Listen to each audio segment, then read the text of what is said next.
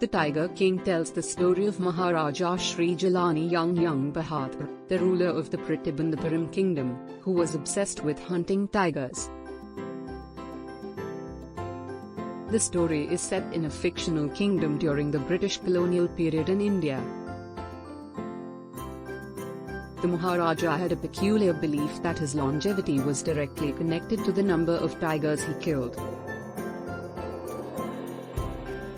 He was convinced that his rule would come to an end if he did not hunt and kill a specific number of tigers.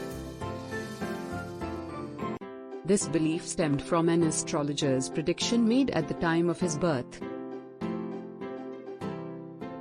Maharaja Jilani Jung Bahadur's obsession with hunting tigers led him to organize numerous hunting expeditions.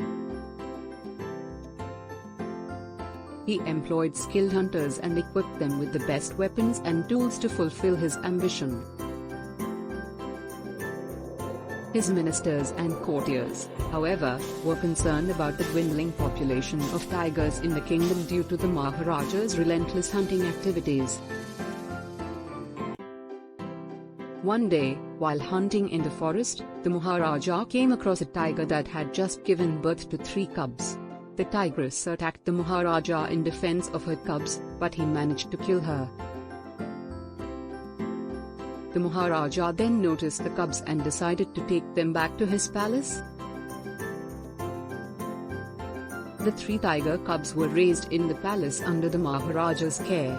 The young tigers grew up in captivity and were named Raja, Ranjit, and Bahadur. The Maharaja's obsession with hunting tigers diminished as he became fond of his pet tigers.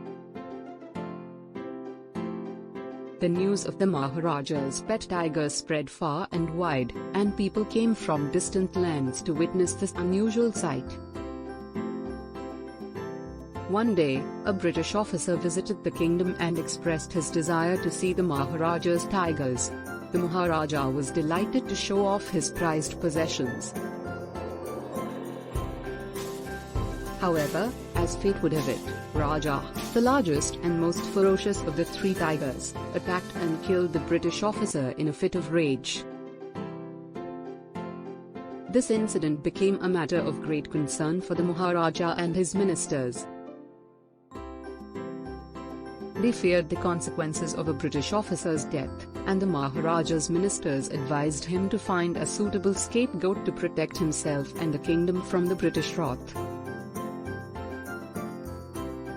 They decided to shift the blame for the officer's death onto Goba, a low-caste barber who worked in the palace.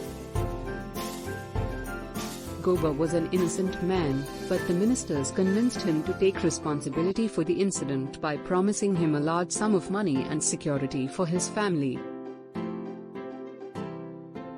The blame was successfully shifted to Goba, and he was put on trial for the officer's death.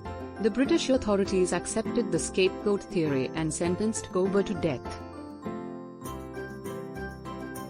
The Maharaja and his ministers believed that this sacrifice would satisfy the British and protect the kingdom from any repercussions. However, fate intervened once again. Just before Goba's execution, a letter arrived from the Viceroy, commuting Goba's death sentence to life imprisonment. The Maharaja was furious at this turn of events. He felt betrayed by the British authorities and realized that he had been played as a pawn in their political game. Filled with anger and frustration, the Maharaja denounced hunting and decided to release all the tigers he had kept in captivity. He became an advocate for wildlife conservation and dedicated himself to protecting tigers and their habitats. His transformation from a tiger hunter to a conservationist was celebrated by his subjects and the wildlife.